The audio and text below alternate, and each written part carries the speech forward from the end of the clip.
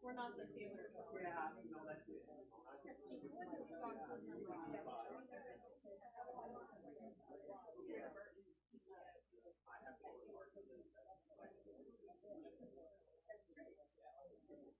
You think with all that body fat, you just let it sound.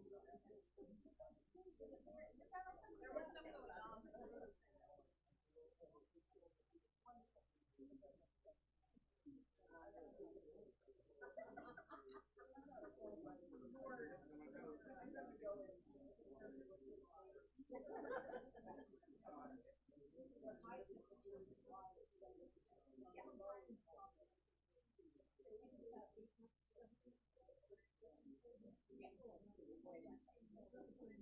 It might be right.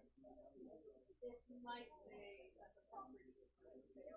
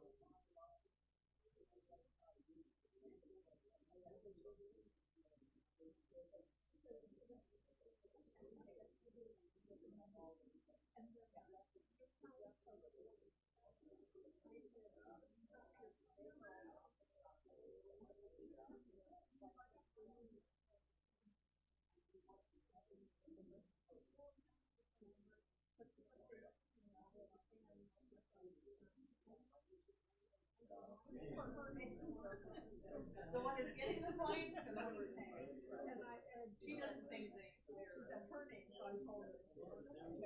So the thing that's going to hold $10. I hate to say that I don't think I've ever spent that much money.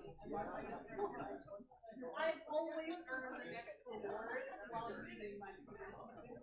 Well, you gotta go back and how many you get per person. I don't know. I just know if you spend a certain amount of money, you get a $5 reward. And I never spent less than that.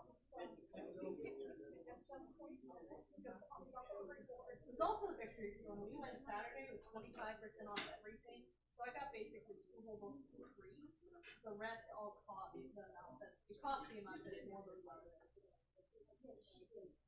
That is it. She just got 2, and there I am, stacked with things. Hey, one of my books. Yeah, I have a file already. That doesn't stop me. I know.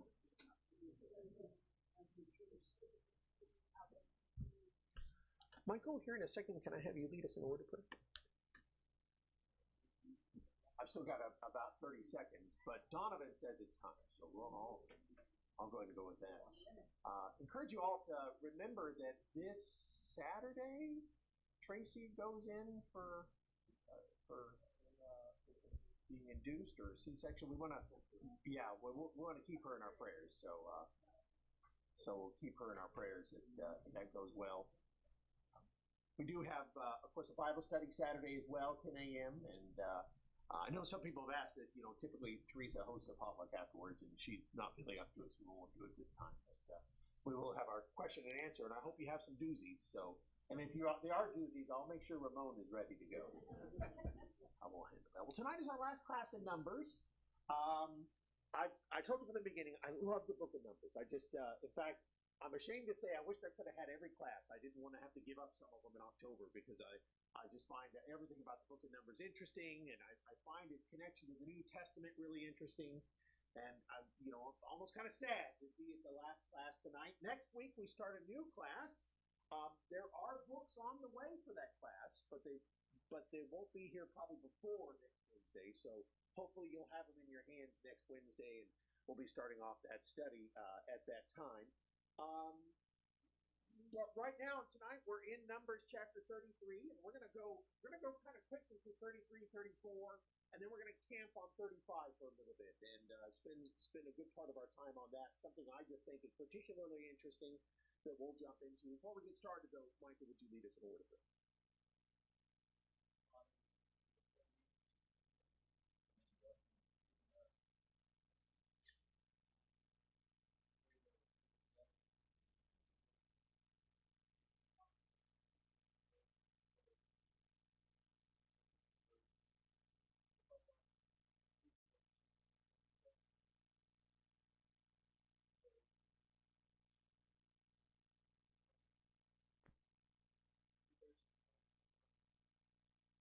Examples like in the world to help spread your message.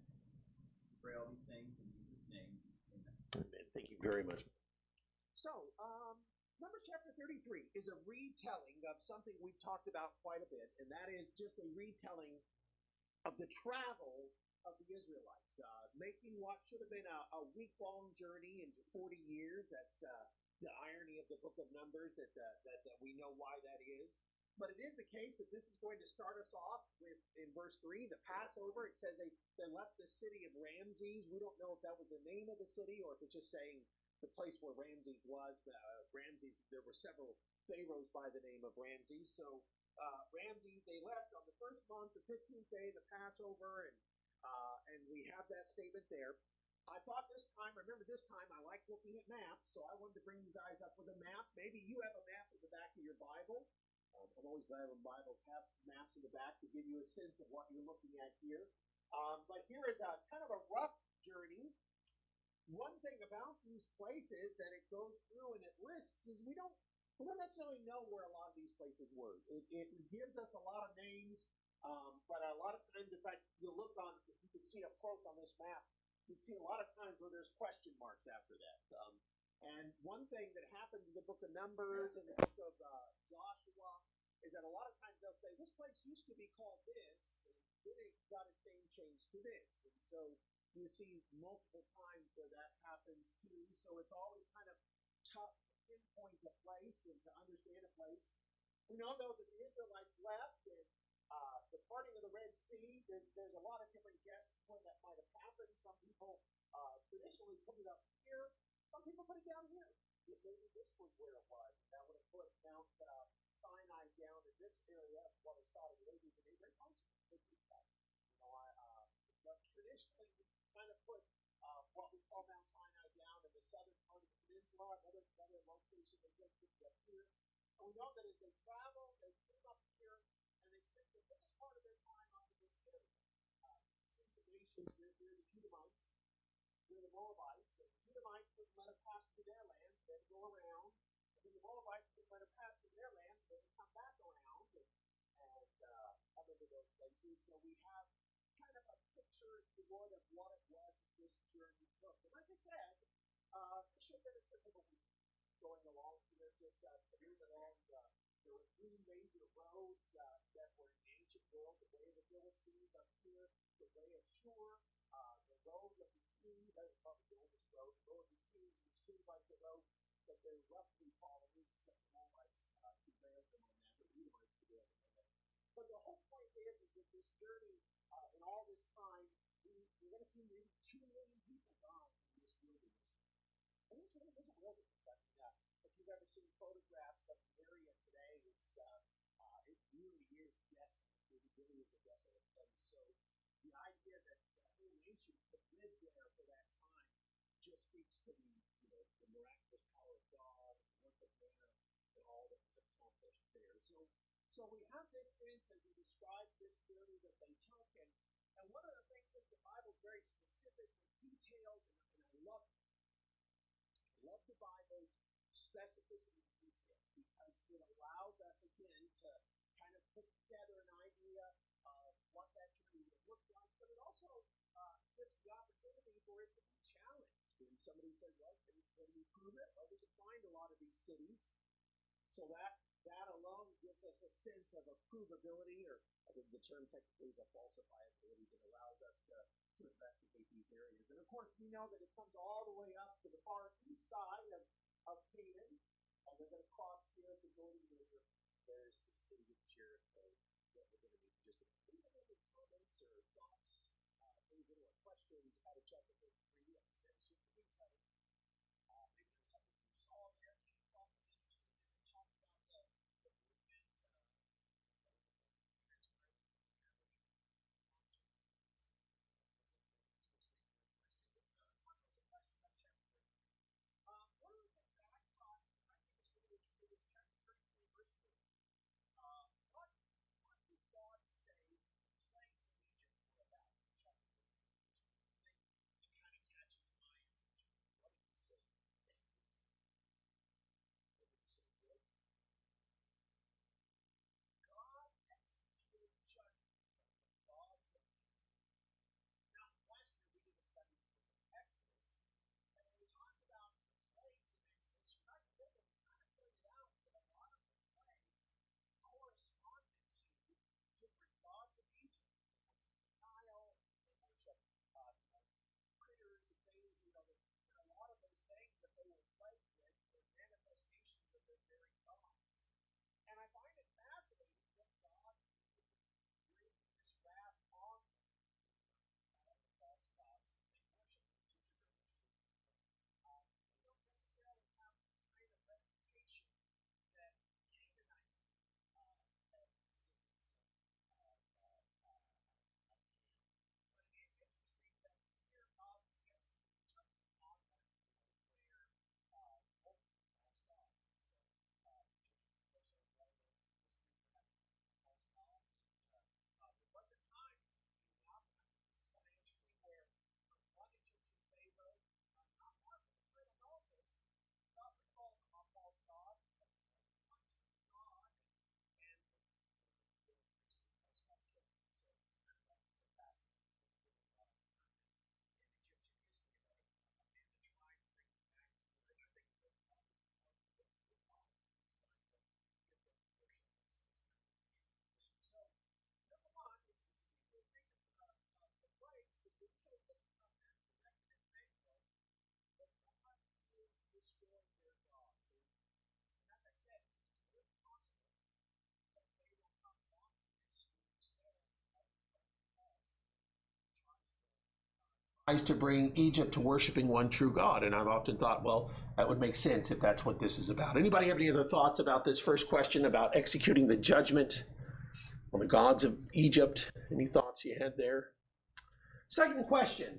What's the last camp? This is kind of an easy question. Where is their final camp at? The plains of Moab, yeah. And he kind of specifies there too. He talks about the plains of Moab.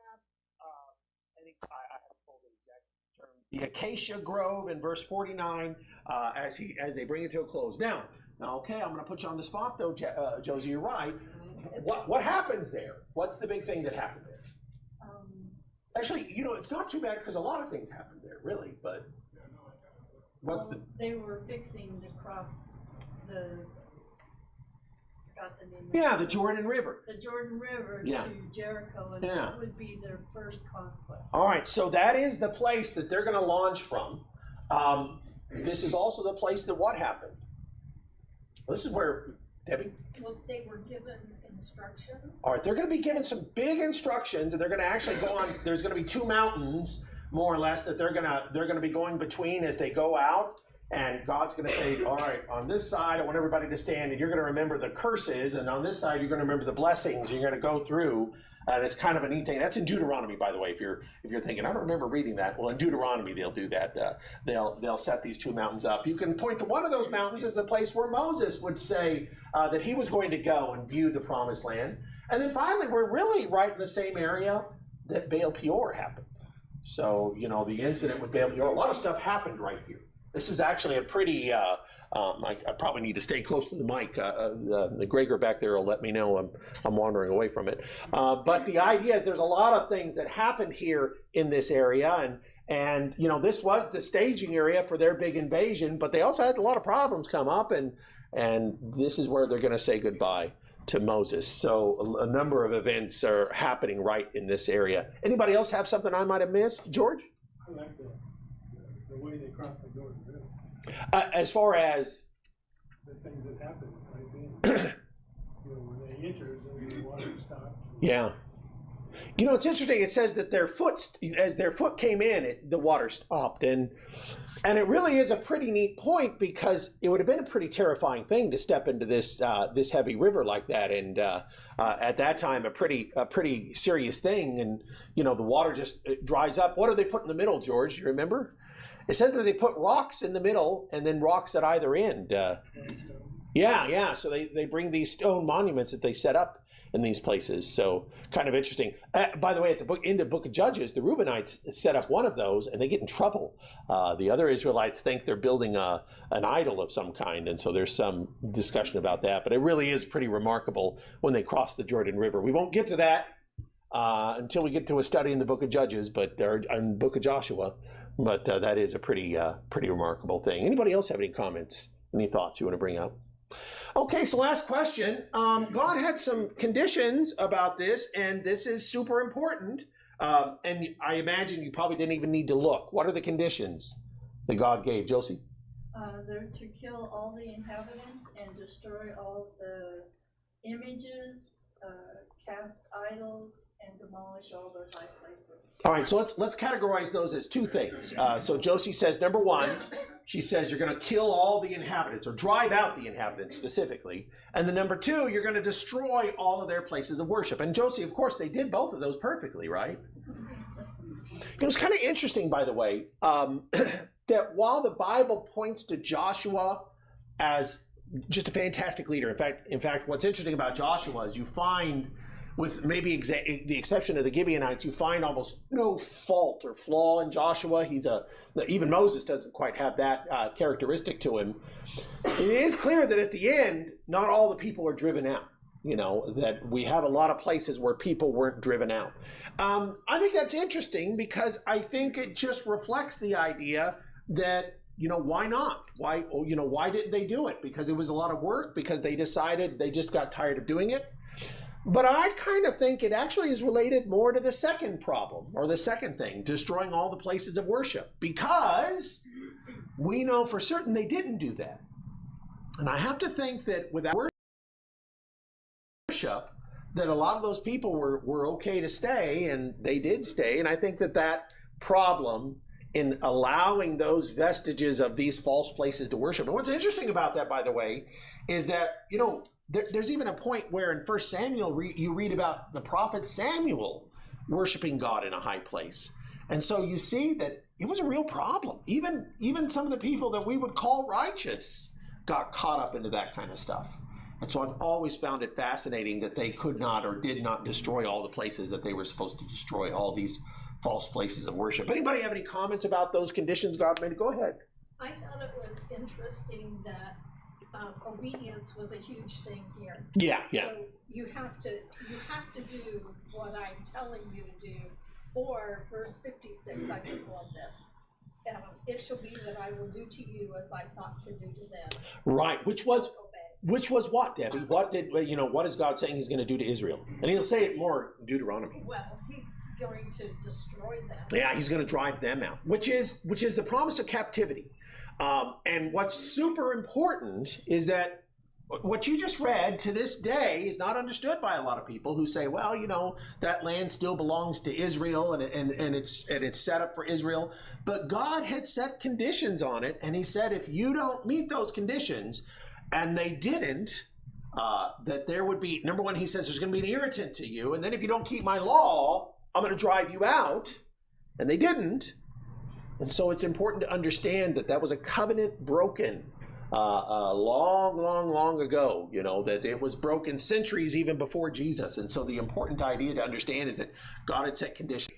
There'll be irritants in your eyes and thorns in your side. And a lot of the book of Judges is about these nations causing them these problems. And I've just always found that to be a very interesting description of what they're going to be like. Anybody else have any comments or thoughts about these things? Anyone else? Gerald? No? Alan? Isn't this something we see throughout our world? Yeah. The conflict that we have with Islam. Like coming to America and all the things that they preach and teach about us, and how we're a loving religion, and they don't sound very loving. Yeah. Yeah.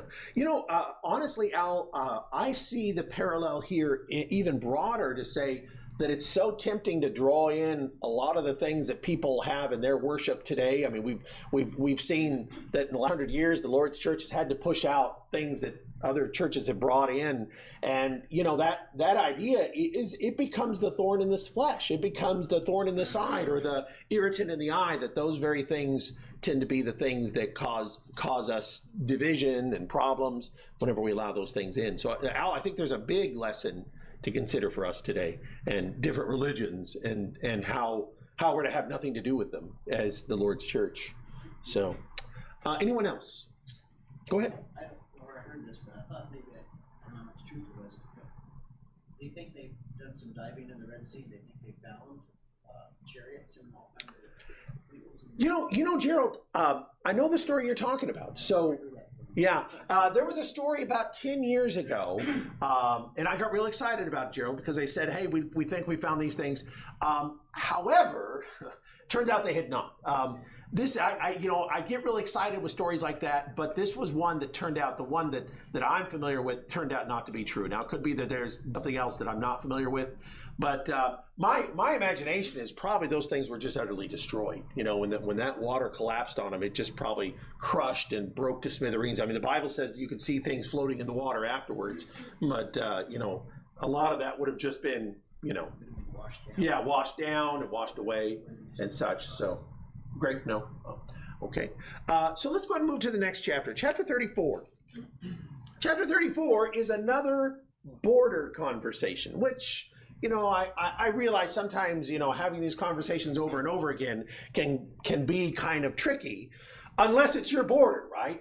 A couple of years ago, our neighbor, actually about 20 years ago, our neighbor on the farm I grew up on, he sold his farm. And when they came in to mark the farm, they marked 10 feet of my father's farm into that man's farm. Well, the irony was, it was the 10 feet that the well sat on.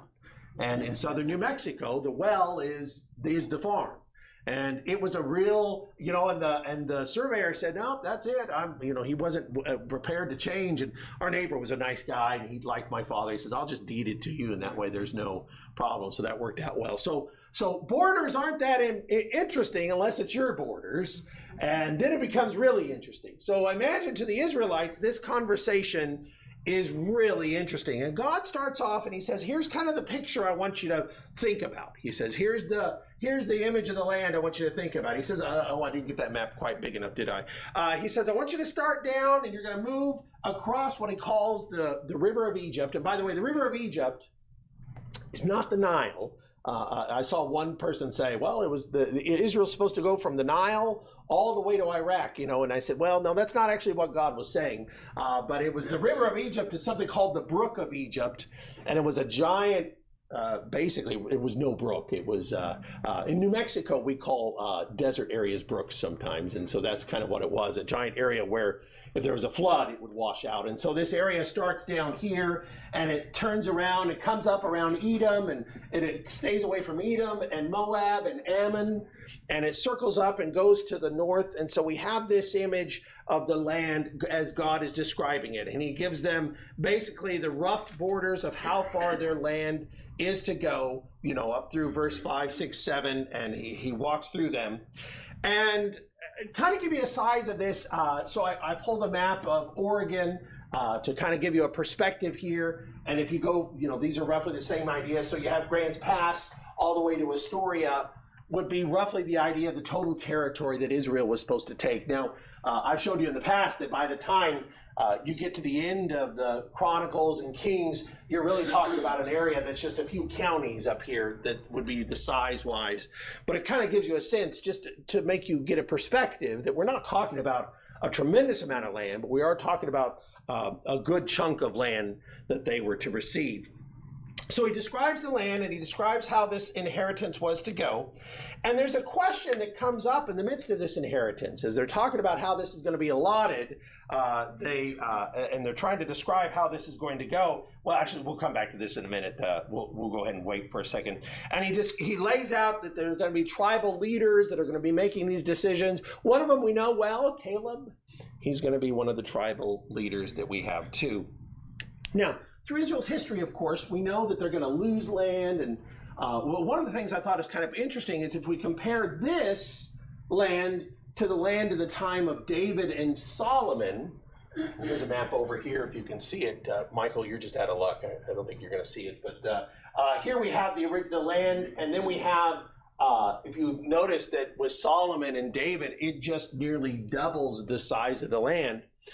I've often wondered about this. I thought, well, God set a boundary, and David and Solomon went beyond it. I'll pause for a second here. You know, that's one of the things we often say about authority. We say, if God draws the line, don't cross it. So it occurred to me, does that indicate that perhaps David and Solomon sinned by expanding the boundary of Israel from its boundary God set to a larger boundary? So I was curious what you would think of that.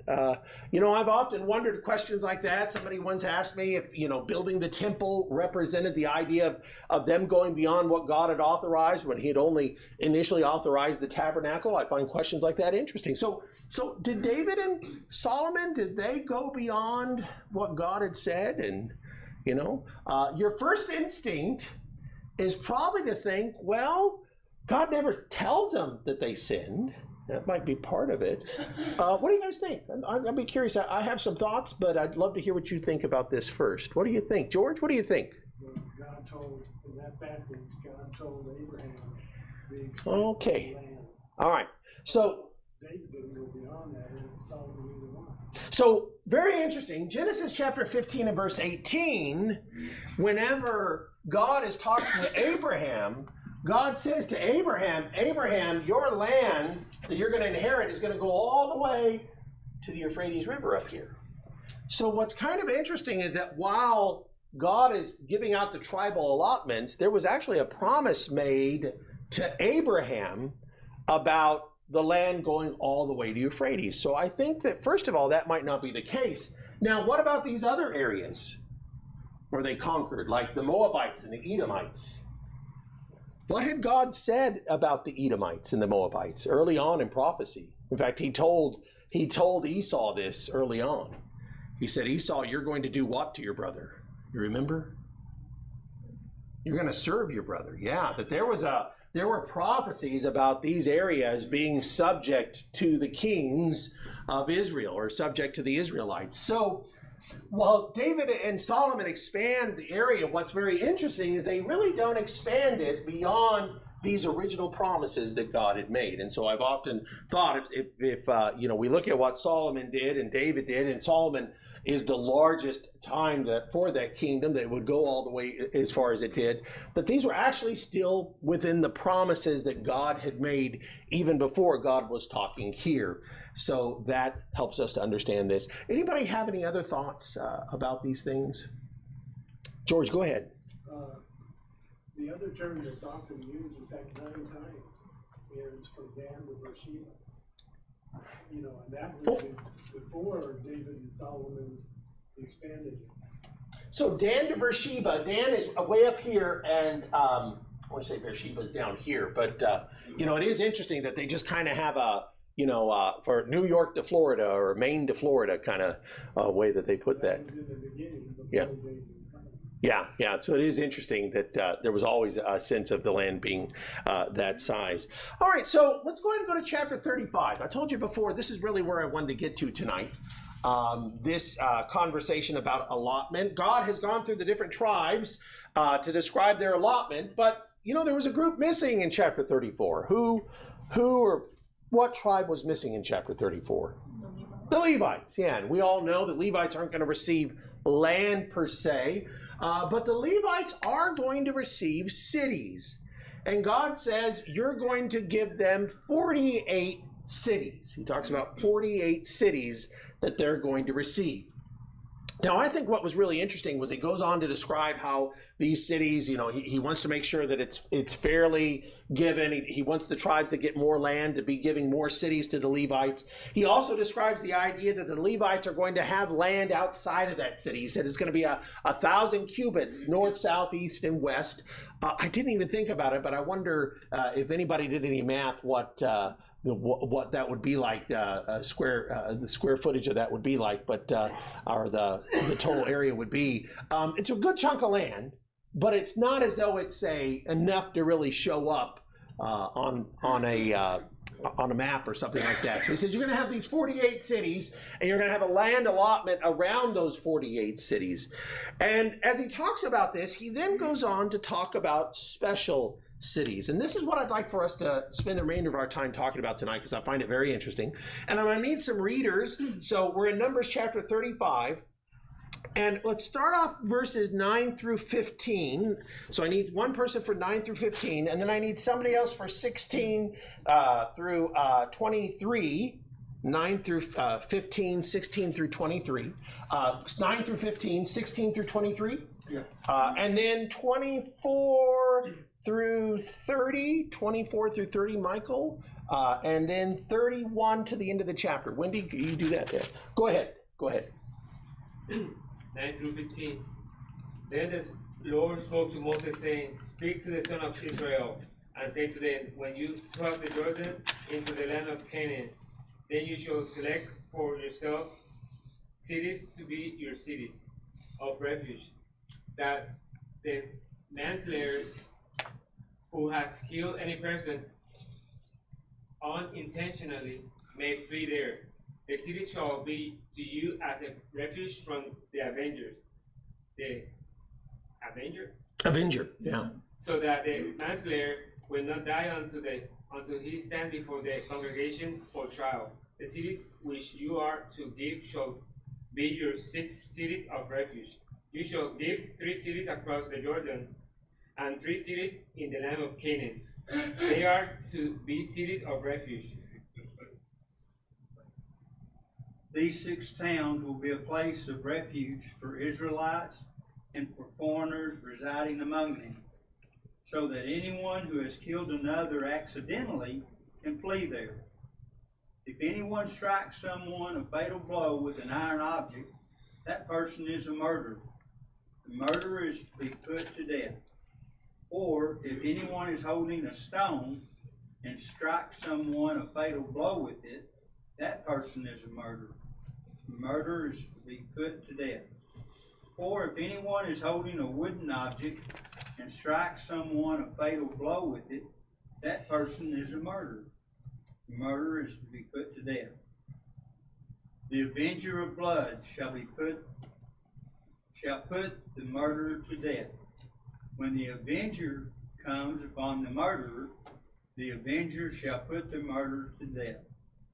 If anyone with malice or forethought shoves another or throws something at them intentionally so that they die, or if out of enmity one person hits another with their fist so that the other dies, that person is to be put to death. That person is a murderer. The avenger of blood shall put the murderer to death when they meet. How far do you want me to go? What did I say, Michael? Where do you pick up? 24 through 24. But if without enmity someone suddenly pushes another or throws something at them unintentionally, or without seeing them, drops on them a stone heavy enough to kill them, and they die, and since that other person was not an enemy, and no harm was intended, the assembly must judge between the accused and the avenger of blood according to these regulations. The congregation shall deliver the manslayer from the hand of the blood avenger, and the congregation shall restore him to his city of refuge to which he fled. And he shall live in it until the death of the high priest who was anointed with the holy oil. But if the manslayer at any time goes beyond the border of his city of refuge to which he may flee, and the blood avenger finds him outside the border of his city of refuge, and the blood avenger kills the manslayer, he will not be guilty of blood, because he should have remained in his city of refuge until the death of the high priest. But after the death of the high priest, the manslayer shall return to the land of his possession. These things shall be for a statutory ordinance to you throughout your generations in all your dwellings. If anyone kills a person, the murderer shall be put to death at the evidence of witnesses, but no person shall be put to death on the testimony of one witness. Moreover, you shall accept no ransom for the life of a murderer who is guilty of death, but he shall be put to death. And you shall accept no ransom for him who has fled to a city of refuge, that he may return to dwell in the land before the death of the high priest. You shall not pollute the land in which you live, for blood pollutes the land. And no atonement can be made for the land for the blood that is shed in it, except by the blood of the one who shed it. You shall not defile the land in which you live, in the midst of which I dwell, for I, the Lord, dwell in the midst of the people of Israel. So hopefully you kind of see why I think this is such an interesting chapter, that especially the last part of it where he's kind of talking about why this law matters and why this law is the way it is. I just find this law fascinating. You're going to set up 6 cities, and the way he says it, I'm going to jump back to our map for a moment. He says they're going to be on either side of the river, and I didn't write the cities down when you find them later, but more or less they're set like this, so that wherever you were in Israel, you were relatively close to one of those cities of refuge. So the cities of refuge, the cities have certain requirements. There's a person called the blood avenger. There's the person called a manslayer that's talked about here. And as I kind of think about this, what are the requirements that the city was supposed to do? What things did each of these cities have required? It would have been a tough job, maybe. What was their job? What was their job? A guy shows up. You know, he runs in. Here's Ryan. Ryan comes in. He says, "Okay, I killed a man." He gets to the city. Is he just safe there? They can say, "Okay, this is your place over here." What happens? What happens, Debbie? They have to determine whether it was intentional or right. not, whether it was done by accident, and then there are different rules. Yeah. So basically, they have a trial. Debbie, do you remember what they said about witnesses? More than one. Has to be more than one. What's the rule of the Old Testament that's also the New Testament? By the mouth of 2 or 3 witnesses, every fact is established. I say a golden rule. That's a very often repeated rule. It even applies to things like New Testament doctrine, that this idea of 2 or 3 witnesses are required, and 1 witness was insufficient. I think it's a fascinating part of the law of Moses that you couldn't convict somebody on witness. So they have a job. Their job is that they're to try this person. Now, if they find out he's a murderer, and by the way, how does it define murder? If it was done intentionally. Yeah, intentionally. Here's what's kind of interesting. Unintentional could count too if what? If you unintentionally killed somebody, you could still be a murderer. Why? You know, it's interesting. He doesn't specify that you intended to kill him. He just specifies you intended to hurt him. So it's kind of interesting. He says if you struck a man, you wanted to, you laid in wait to do it, to hit him. Maybe you didn't intend to kill him, but you intended to hurt him. The point that he gets to is he says that what it's really about is malice. He says if there's malice, and I use the word of forethought, malice that's involved in this, he says then it counts as murder. Now, I'll pause for a second. Think about this for a second. If it's malice, it's murder. There's a really neat law in the New Testament that says something like that. What? Remember in Matthew chapter 5? When Jesus is talking about his law, and what does Jesus say? Yeah. You're angry. Yeah, anger. If you hate your brother, you're guilty. Jesus was kind of referring back to these laws and to give them a sense of, not that he's talking about his law, but he's giving this sense of, here in this law, there was a sense that if malice was involved, you could be guilty of murder. And the point was, Jesus would say, well, if you hate your brother, you're guilty of murder. And that's a pretty serious thing. So it's interesting that what Jesus was saying, the idea captures here the language of what they were supposed to do. So Ryan is our guy. Ryan has hurt somebody, and Ryan comes, and we put Ryan to the test. Now, Terry over here, Terry is the closest kin to the person that Ryan, I don't know, Ryan's got a lot of cars, so, it could have been a car accident or something. So Terry is his closest kin. What is Terry's job? What is Terry's job? Being the closest kin to the person that died. Yeah, he is the one to avenge. Yes, he's the blood avenger. I like that term. It sounds very dramatic. It's kind of what gets used there in verse 19, the avenger of blood. He is the blood avenger. What I think is interesting is it doesn't say this isn't about vengeance. You know, Terry might say, well, that cousin, nobody liked him, or, we know it wasn't Ryan's fault, but he is obligated to do this. Terry doesn't have a choice but to go after Ryan. Why not? Why does God say the reason that you don't have a choice? If somebody dies, you don't have a choice.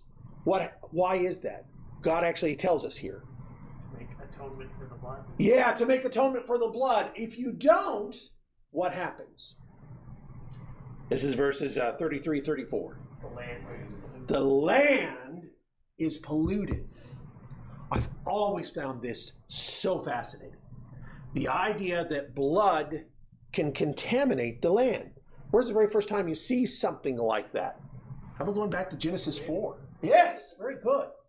That Abel's blood cried out from the earth. That there's something remarkable, I won't say supernatural, but something very spiritual in the connection of what's going on here. And he says that the only way that it can be atoned for is for blood to be shed. Now, what's the element that's so important about that?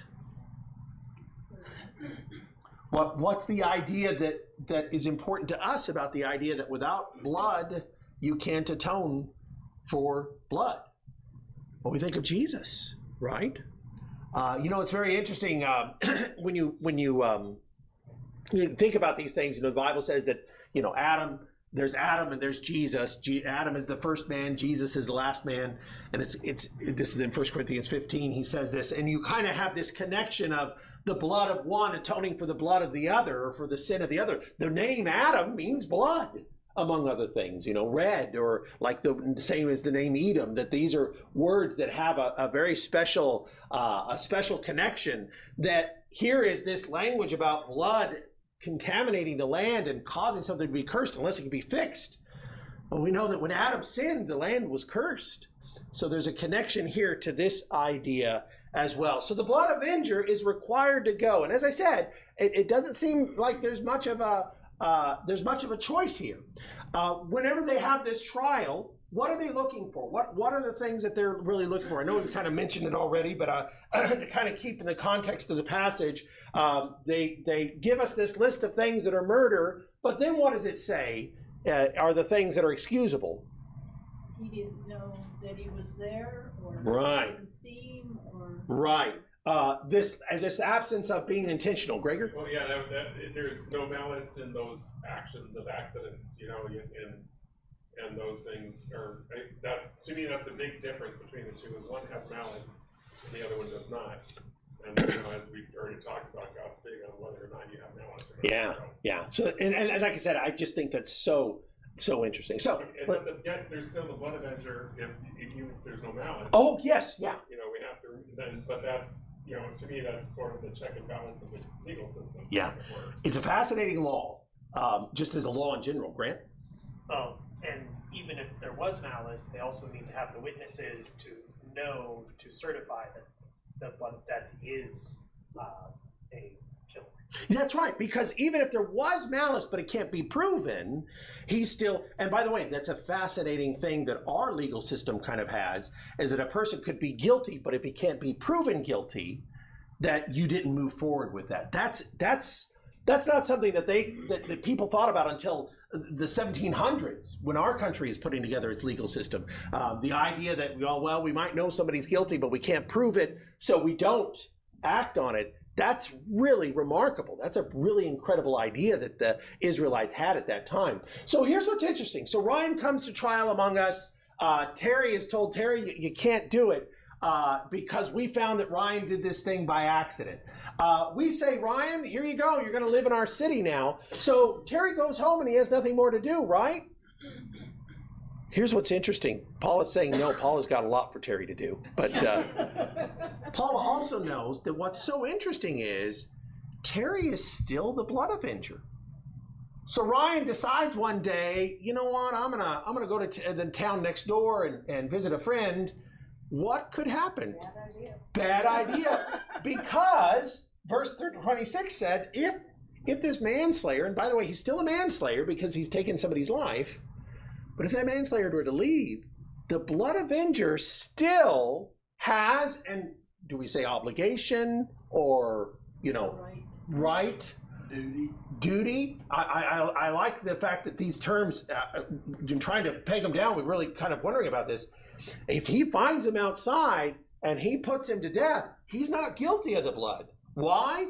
Because he said, you should have stayed there. You should have stayed there. So that's fascinating. Larry, go. Well, I was getting back to all these things when they're getting sent to the city of refuge, and they stay there as long as the high priest dies. Yeah. So when the high priest dies, does that mean they're... So what we find later is that whenever the high priest dies, then he can depart and the blood avenger is dismissed. Then Terry doesn't have a job anymore. Terry's actually retired. We're looking forward to Terry retiring. So it happens that when the high priest dies, he actually, the atonement is complete. And the idea here is that then he could leave, and that's the language that he'll say. I got to go back to it to find it real quick. He should have stayed until the death of the high priest. After the death of the high priest, the manslayer may return to his possession. How often does a high priest change? And the answer, what would you say that is? I'm trying to give you a perspective of what that might look like. Ryan, how long is Ryan going to have to stay there, Gregor? Well, until the death of the high priest, which, would be 30, 40 years. Yeah. If he started at the beginning of his term. Yeah.